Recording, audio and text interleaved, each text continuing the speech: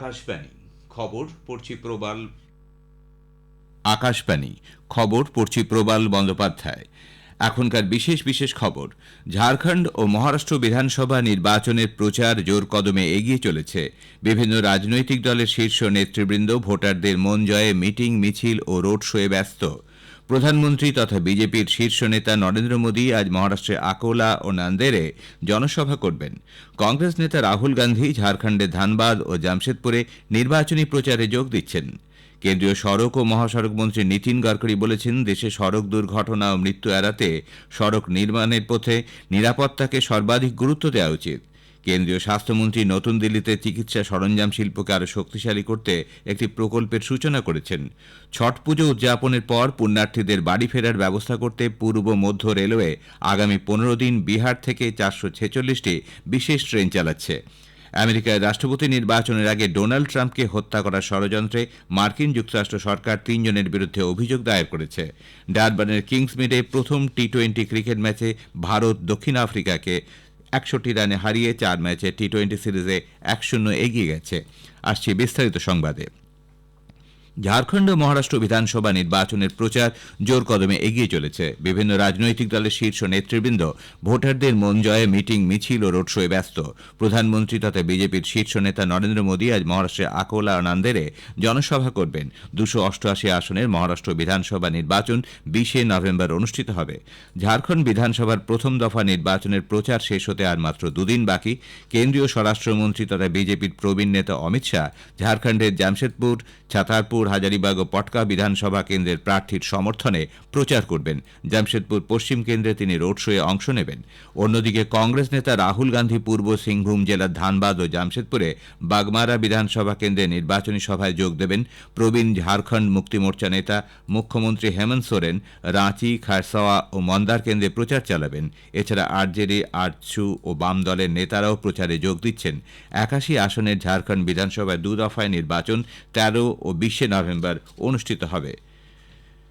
বর্ষিয়ান বিজেপি নেতা তথা প্রধানমন্ত্রী নরেন্দ্র মোদী গতকাল মহারাষ্ট্রের ধুলে ও নাসিকে 2টি জনসভায় ভাষণ দেন। নাসিকে নির্বাচনী জনসভায় প্রবীণ বিজেপি নেতা প্রধানমন্ত্রী নরেন্দ্র মোদী বলেন, কেন্দ্রে এনডিএ এবং রাজ্যের মায়াবতী সরকার পিছিয়ে পড়া শ্রেণীর উন্নয়নে দায়বদ্ধ। মায়াবতী জোট ক্ষমতায় আসলে নমো শ্বেতকারী প্রকল্পে বার্ষিক অর্থ সহায়তার পরিমাণ বাড়িয়ে 15,000 টাকা করা হবে বলে তিনি জানান।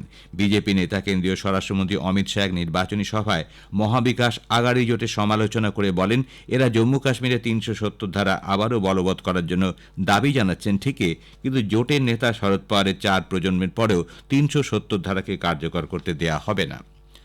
কংগ্রেস নেতা রাহুল গান্ধী ঝাড়খণ্ডের সিমডেগায় ইন্ডি ব্লক প্রার্থীদের সমর্থনে একটি নির্বাচনী সমাবেশ করেন। ভাষণে তিনি বলেন, বিধানসভা ভোটের লড়াই সংবিধান রক্ষাকারীদের সঙ্গে, যারা সংবিধানকে শেষ করে দেওয়ার চেষ্টা করছেন তাদের। বিজেপির বিরুদ্ধে আদিবাসীদের কাছ থেকে জল, জঙ্গল, জমি কেড়ে নেওয়ার চেষ্টা করার অভিযোগ করেছেন। ঝাড়খণ্ডের নির্বাচনে ইন্ডি জোট এবং বিজেপি আরএসএস জোটের মধ্যে আদর্শের লড়াই বলে তিনি উল্লেখ করেন। অসমে উপনির্বাচনের প্রচার জোর কদমে চলেছে। 5টি বিধানসভা আসনের জন্য প্রতিদ্বন্দ্বিতা করবেন 34 জন প্রার্থী। কেন্দ্রীয় মন্ত্রী সর্বানন্দ সোনোয়াল, এনডিএর বেশ কয়েকজন মন্ত্রী, সাংসদ ও বিধায়ক প্রার্থীদের সমর্থনে জনসভা করছেন। রাজ্য কংগ্রেস সভাপতি ভূপেশ কুমার বোরা, সাংসদ গৌরব গগৈ দলীয় প্রার্থীদের সমর্থনে প্রচারে অংশ নিয়েছেন। উল্লেখ্য, ধোলাই কেন্দ্রে 8, সামাগুড়িতে 11, সিডলি কেন্দ্র থেকে 3 জন প্রার্থী প্রতিদ্বন্দ্বিতা করছেন। অন্যদিকে বাহেলি কেন্দ্রে রয়েছেন 4 জন প্রার্থী এবং বঙ্গাইগাঁও আসনে 8 জন প্রার্থী তাদের রাজনৈতিক ভাগ্য পরীক্ষা করবেন। কংগ্রেস ও এনডিএ সবকটি আসনেই প্রতিদ্বন্দ্বিতা করছে। নির্বাচন কমিশন ঝাড়খণ্ডে বিধানসভা নির্বাচনে প্রচারের সময় সমস্ত রাজনৈতিক দলকে কঠোরভাবে নির্বাচনী আদর্শ আচরণবিধি মেনে চলার পরামর্শ দিয়েছে। কমিশন রাঁচিতে সমস্ত রাজনৈতিক দলের প্রতিনিধিদের সঙ্গে বৈঠকে রাজ্য মুখ্য নির্বাচনী আধিকারিক কে রবি মিথ্যে প্রতিশ্রুতি দিয়ে ভোটারদের বিপথে চালিত করার অপচেষ্টা থেকে বিরত থাকতে সকলকে পরামর্শ দেন। কেন্দ্রীয় সড়ক ও মহাসড়ক মন্ত্রী নীতিন গডকরি বলেছেন, দেশে সড়ক দুর্ঘটনা ও মৃত্যু এড়াতে সড়ক নির্মাণের ক্ষেত্রে নিরাপত্তাকে সর্বাধিক গুরুত্ব দেওয়া উচিত। গতকাল রায়পুরে ভারতীয় সড়ক কংগ্রেসের 83তম বার্ষিক অধিবেশনে তিনি একথা বলেন। তিনি আরও বলেন, সড়ক নির্মাণের কাজে সংশ্লিষ্ট ক্ষেত্রগুলি ত্রুটিপূর্ণ প্রজেক্ট রিপোর্ট বড় সমস্যা তৈরি করে। আধিকারিক ও ইঞ্জিনিয়ারদের সতর্ক করে মন্ত্রী বলেন, প্রজেক্ট রিপোর্ট সম্পূর্ণ পরীক্ষা করেই কোনো টেন্ডার পাশ করতে হবে। সড়ক ইঞ্জিনিয়ারিংয়ের উন্নতি সাধনের মাধ্যমে দুর্ঘটনা দুর্ঘটনা ও জীবনহানি এড়ানো সম্ভব বলে তিনি মন্তব্য করেন। কৃষি প্রধান ছত্তিশগড়ে বিটুমেন ও সিএনজি তৈরিতে ফসলের গোড়া বা অবশিষ্টাংশকে ব্যবহার করার কথা জানিয়ে তিনি বলেন, এই ধরনের প্রচেষ্টা জীবাশ্ম জ্বালানির ক্ষেত্রে আমাদের নির্ভরতা কমানোর পাশাপাশি দূষণ রোধ করতেও সাহায্য করবে। পরিকাঠামো উন্নয়ন যেমন শিল্পে বিকাশ ত্বরান্বিত করবে, একই সঙ্গে তা কর্মনিযুক্তি, দারিদ্র্য দূরীকরণ ও দেশকে স্বনির্ভর করে তুলতে সাহায্য করবে। इंडस्ट्री में अगर प्रगति करनी होगी तो इंफ्रास्ट्रक्चर डेवलप होगा तो इंडस्ट्री डेवलप होगी। Water, power, transport and communication, ये 4 इंफ्रास्ट्रक्चर अगर हम निर्माण करेंगे तो हमारे यहाँ उद्योग आएंगे, व्यापार आएगा, व्यापार बढ़ेगा और एग्रीकल्चर की भी तरक्की होगी। और इस क्षेत्र में जब कैपिटल इन्वेस्टमेंट आएगी उससे रोजगार निर्माण होंगे और रोजगार निर्माण होंगे तो गरीबी दूर होगी और हिंदुस्तान आत्मनिर्भर भारत होगा। সরকার ভারতীয় নাগরিকদের কাছ থেকে বাণিজ্যিক আদালত খসড়া সংশোধনী বিল 2024 সম্পর্কে মতামত ও পরামর্শ দানের আহ্বান জানিয়েছে। 2015 সালের কমার্শিয়াল কোর্ট আইনে সংশোধনের বিষয়ে আইন ও ন্যায় মন্ত্রক চিন্তাভাবনা করছে। বাণিজ্যিক ক্ষেত্রে আরও দ্রুততার সঙ্গে কার্যকরীভাবে ও যুক্তিপূর্ণ মূল্যে এই আইনের প্রয়োগ সুনিশ্চিত করার উদ্দেশ্য নাগরিকরা খসড়া বিল সম্পর্কে তাদের মতামত ইমেলে এ মাসের 22 তারিখের মধ্যে পাঠাতে পারেন। খবর শুনছেন আকাশবাণী থেকে।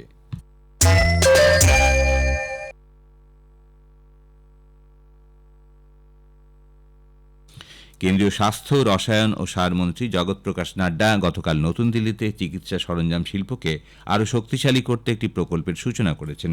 অনুষ্ঠানে শ্রী নাড্ডা বলেন, এই প্রকল্প দেশে মেডিকেল সরঞ্জাম শিল্পের আমূল পরিবর্তন ঘটাবে এবং এর ব্যাপক প্রভাব পরিলক্ষিত হবে। সরকারের উৎপাদন ভিত্তিক উৎসাহ ভাতার সুবিধার ফলে ভারত এই শিল্পে আত্মনির্ভর হয়ে উঠবে বলে তিনি মত ব্যক্ত করেন। ছট পুজো উদযাপনের পর পুণ্যার্থীদের বাড়ি ফেরার ব্যবস্থা করতে পূর্ব মধ্য রেলওয়ে আগামী 15 দিন বিহার থেকে 446টি বিশেষ ট্রেন চালাচ্ছে। গতকাল থেকে দেশের বিভিন্ন শহর থেকে ফিরতি যাত্রীরা ট্রেন ধরছেন। মুখ্য জনসংযোগ আধিকারিক সরস্বতী চন্দ্র আকাশবাণীকে জানান, অতিরিক্ত যাত্রী ভিড় সামাল দিতে গতবারের তুলনায় 70টি অতিরিক্ত ট্রেন চালানো হচ্ছে। পাটনা, দানাপুর, রাজেন্দ্রনগর, সমস্তিপুর সহ গুরুত্বপূর্ণ স্টেশনগুলিতে প্রয়োজনীয় ব্যবস্থা রাখা হয়েছে। অতিরিক্ত ভিড়ে পদপিষ্ট হওয়ার মতো ঘটনা এড়াতে বিশেষ ব্যবস্থা গ্রহণ করা হয়েছে বলে তিনি জানান। শীতের মরশুমে অতিরিক্ত যাত্রী ভিড় সামাল দিতে পশ্চিমাঞ্চল রেলওয়ে বিশেষ ভাড়ায় শীতকালীন স্পেশাল ট্রেন চালাবে। এই ট্রেন বান্দ্রা, গোরখপুর ও ভালসাদ স্টেশনের মধ্যে চলাচল করবে। বান্দ্রা গোরখপুর বিশেষ ট্রেন নভেম্বরের 10 থেকে 17 তারিখ পর্যন্ত চলাচল করবে। ছত্তিশগড়ের বিজাপুর জেলায় নিরাপত্তা বাহিনীর সঙ্গে সংঘর্ষে কমপক্ষে 3 মাওবাদীর মৃত্যু হয়েছে। উসুর, বাসাগুড়া, পামের এলাকায় মাওবাদীদের উপস্থিতির খবর পেয়ে সিআরপিএফ এর কোবরা ব্যাটালিয়ন এবং জেলা সংরক্ষিত বাহিনীর যৌথ দল অভিযান চালায়। আমেরিকায় রাষ্ট্রপতি নির্বাচনের আগে ডোনাল্ড ট্রাম্পকে হত্যা করার ষড়যন্ত্রে মার্কিন যুক্তরাষ্ট্র সরকার 3 জনের বিরুদ্ধে অভিযোগ দায়ের করেছে। সে দেশের ন্যায় বিচার সংক্রান্ত দপ্তরে গতকাল ডোনাল্ড ট্রাম্পকে হত্যা করার ইরানীয় ষড়যন্ত্রে 3 ভাড়াটে খুনির তথ্য প্রকাশ করে। ফারহাদ সাকেরি নামে এক ব্যক্তির ওপর পরিকল্পনা কার্যকরী করার ভার ন্যস্ত ছিল। মার্কিন সরকার সাকেরিকে গ্রেপ্তার না করলেও সে একজন ইরানি নাগরিক বলে জানিয়েছে।